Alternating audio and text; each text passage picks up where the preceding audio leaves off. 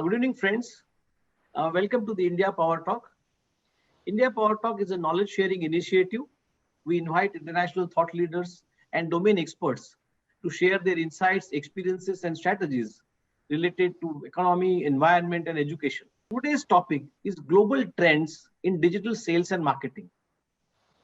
The COVID-19 pandemic has driven a massive shift towards digital processes, and global sales and marketing are no exception.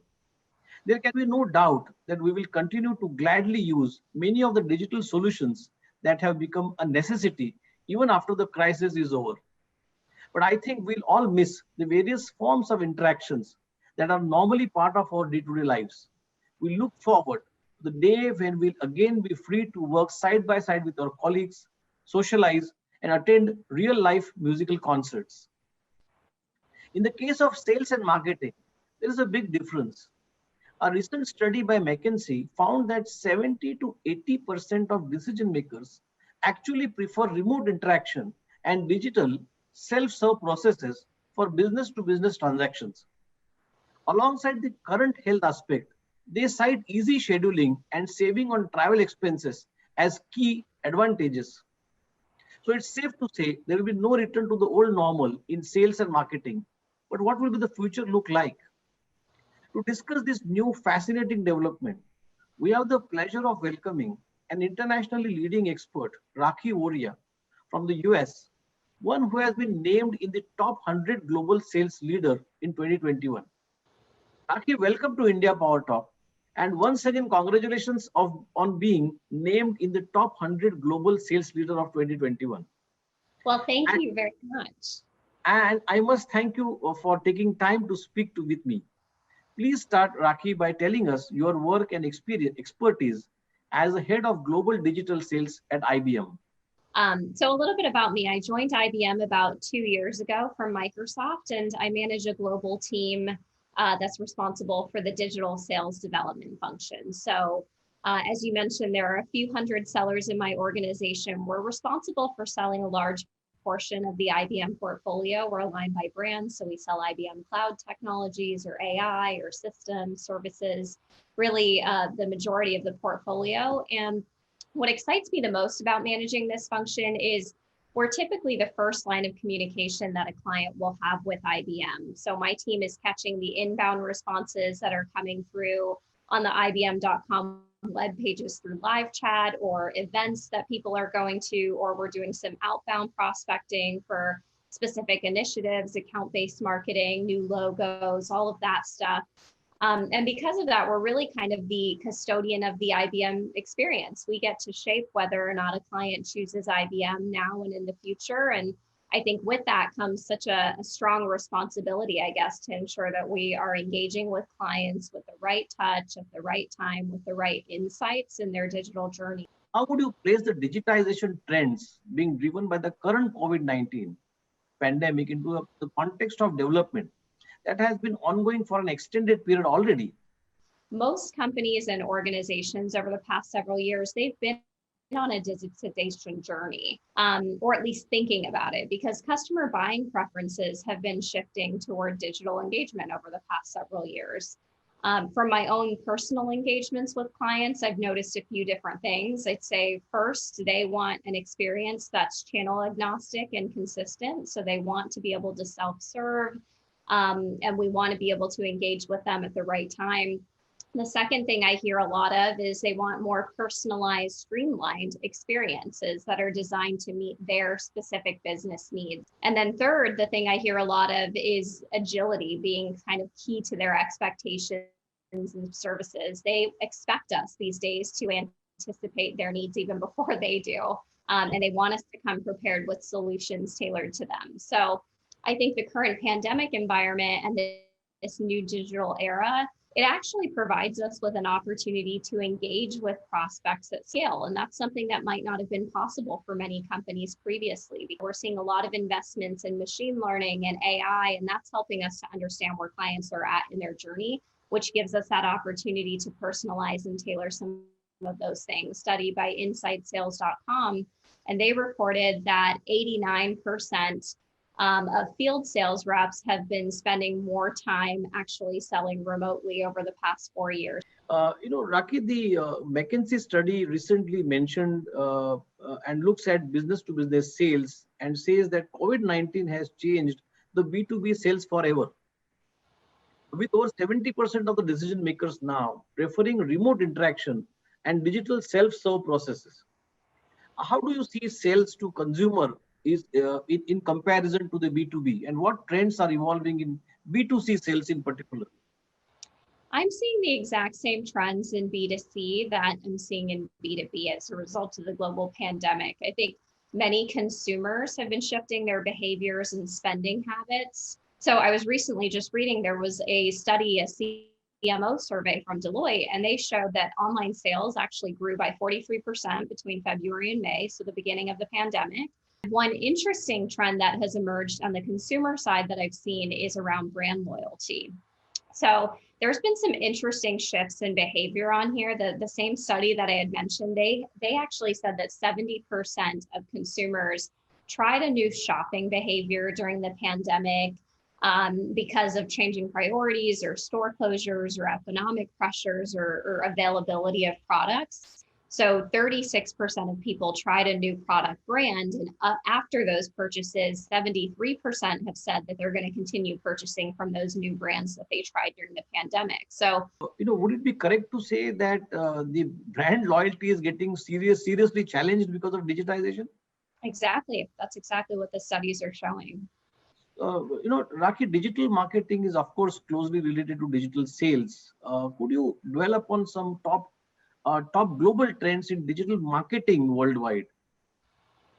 Yes, well, I think the lines between digital marketing and sales are really blurring. And I think there's more and more tighter alignment and partnership between sales and marketing than ever before.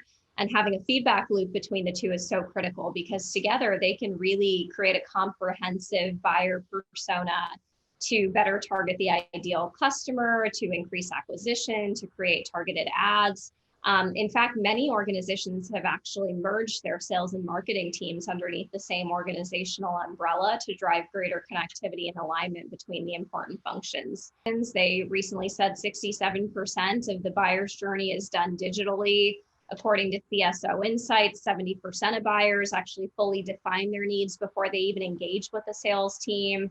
84% of CEOs and VPs, they use social media now to make purchasing decisions. So I can go on and on about the statistics, but I think we get the point. It's that customers are making more decisions now on their own than ever before. Do you really see then companies really reducing the actual physical sales force and investing more into digital networks or digital capabilities? Well, so it depends on the corporation, but in general, yes. I mean, I think it's not necessarily an either or, it's more of an enhancement. So it's an and. So I think, a lot of companies are shifting from having field sales in-person coverage to digital or inside sales, meaning they have sellers, but they're people who are typically working from home or from a specific environment. So I think we're seeing a lot more sales forces shifting, but then of course, yes, I think as companies are getting more and more sophisticated with their tools and technology, they're trying to make a seamless experience where clients can self-serve, maybe without having to work with a seller altogether. But I think as much as some of the trends of digitization have increased over the past year, there are still so many people who require connectivity and connection with a real person, even if it's just instant messaging with them versus talking on the phone. So I don't think that we are near the stage where you can sort of make a real sales force or a human sales force obsolete. Sure, maybe in some specific industries or sectors that might be possible, but for a place like IBM, for example, I think technology is very complicated. There's so much complexity, and people really would like to speak with a live human to understand all of the questions they have. Rakhi, what differences do you see between geographies, particularly, and specifically, I would appreciate your thoughts on digital sales and marketing adoption in India compared to the rest of the world, because we have a huge market here. Absolutely. For me, I've always tried to adopt the 80-20 rule. So 80% globally consistent, standardized roles, tools, playbooks, processes, compensation models, all of that. And then 20% variance for geographical differences. And the reality is, I mean, you can never adopt fully global processes because every geography is so different. The way business is conducted is so different. Marketing segmentation is so different. Companies need to be sure that they can adapt to some of those geographical variances, but also adopt strong global processes where possible. In terms of what I've seen in India, my India team is based in Bangalore. So I've had the opportunities to spend some time out them with the clients, with partners, with my sellers, of course. And then from my Microsoft days, I was traveling to Delhi quite a bit as well. So have definitely spent some time in India. And what I've noticed on the marketing side is that brand awareness is critical. So, prominent brands tend to carry a lot more weight and respect. I've also noticed that large scale events with big name speakers tend to attract a lot of people. And then on the sales side, I've noticed there's a lot of price sensitivity. So I think we Indians, we care a lot about getting the biggest bang for our buck, myself included. But there's also a big emphasis on relationship. No, do you see a lot of learnings from Indian market, which are useful globally? Yes, I mean, I think the biggest learning for me was on the relationship side. So even though I was born and raised in the U.S., I had the opportunity to learn a lot about the culture of doing business with India from my mom. So my mom, but she leads the National U.S. India Chamber of Commerce. So she helps facilitate trade between the two countries. So at a young age, even though I was in the U.S., I was getting so much exposure to what it's really like to do business in India. And I think there's something to be said about the relationship aspect. In the US and, in some European markets, for example, I think there's sort of a tendency to keep it very business related. You're going to focus on the negotiation, you're going to deal with the terms and conditions. If everybody's sort of happy with what's outlined, then you close the contract and you call it a day. In India, that trust and that relationship building takes longer. And a lot of it is almost familial. You're actually taking the time to get to know people at more of an individual level. And that leads to referrals, and that leads to trust, and that leads to people really understanding the value that your product can deliver. So I think there's a lot that the rest of the world and many of the Western geographies can learn about doing business based on the experiences in India, and really that aspect of camaraderie and teaming and openness and transparency. How much do you really have to tailor for every geography? Is there a specific emphasis that you have to give to deal with various geographies, or it's a natural process? It's not as clear cut as saying these are the things that you have to do, and then here's where you get a little bit of lenience. I think it's unfortunately a little bit more complex. So for example, I think about my team. There are specific global processes that are outlined and documented that everybody has to follow regardless, period. And that's because of audit reasons, compliance reasons, making sure that we're doing the things that we're supposed to be doing from a legal perspective in the way that we market and sell and engage with people externally. So that's a little bit more clear. That's black and white. But then, there are aspects within the geographies where maybe you are selling with a reseller, or maybe the talent pool is a lot different. So for example, in North America, I have a lot of people who are straight out of college. So people who are brand new sellers, new to the workforce.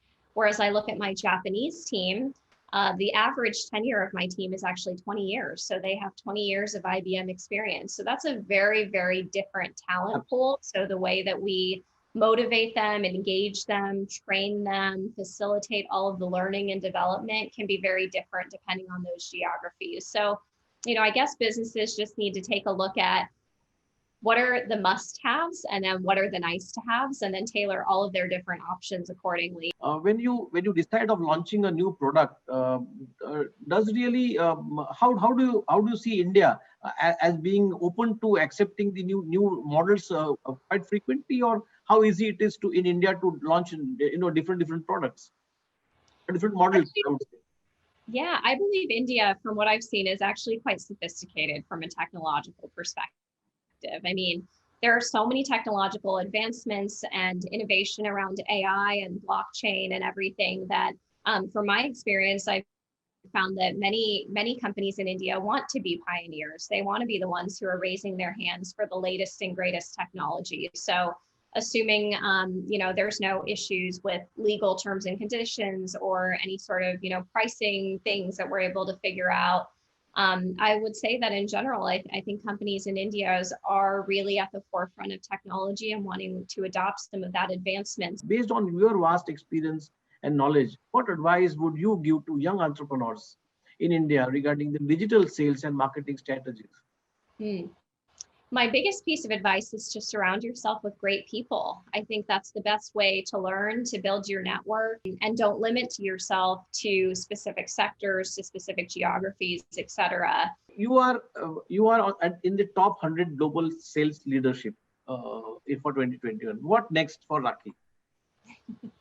Well, I'm not sure, I guess. I try not to over engineer it. I think it's important to be regimented about your career development plan, but not over engineer it so much that you're closed off to different possibilities. So I've been very fortunate in my career. I guess I've had roles across sales and finance and helped build a sales team, now helping to modernize sales teams. But I've tried a lot of different things, and really every single job opportunity or change I've ever had was thanks to the support of somebody who either opened a door for me or opened up my eyes and mind to the possibility of something I wouldn't have ever naturally considered, which is why I think it's so important to invest in your network, invest in your relationships. That's really the true currency of the world is your relationships. That's why they say your network is your net worth. Yes. And so in terms of what's next for me, I would love to continue being a pioneer in the field of advancing digital sales organizations. I want to help companies continue on their digital transformation, empower them to achieve as much as they possibly can using technology and all of the things that are at their fingertips. But I also want to continue being a champion for diversity in sales, specifically for getting more women in sales. Unfortunately, only 39% of people in sales are women. That number has only increased by about 3% over the past decade. The higher up you get, the worse it is. So only 1 in 5 vice presidents of sales are women. So I have been really focused on that over the past few years and trying to pave the way for more women and also people in other marginalized groups to enter this profession, because I've seen firsthand how worthwhile and viable it can be as a career path. Let me ask you a last comment, Rakhi, on all the women who are responsible for sales globally in various industries for 2021. What would be your comment for them? Oh, great question. I think I would tell them to leverage sales to do other things, honestly. So there's no traditional path in sales. I think a lot of people come into sales and they think, well, I have to start as an account executive, and then I'll be a sales manager, then I'll be a VP of sales, then I'll be a chief revenue officer. There's no linear path. I think the beauty of sales is that it can set you up to do anything. You can learn so many different tangible skills around influencing, negotiating, persuading, communicating. I'd encourage you to be open to different possibilities, because I think sales can set you up to do anything. So don't sell yourself short. And then the second piece of advice for women is just be yourself and believe in yourself. Rakhi, I must really thank you for your valuable time. I know, you are short of time, but thank you very much for your insights and rich experience, which you openly shared with us. It was a pleasure talking to you.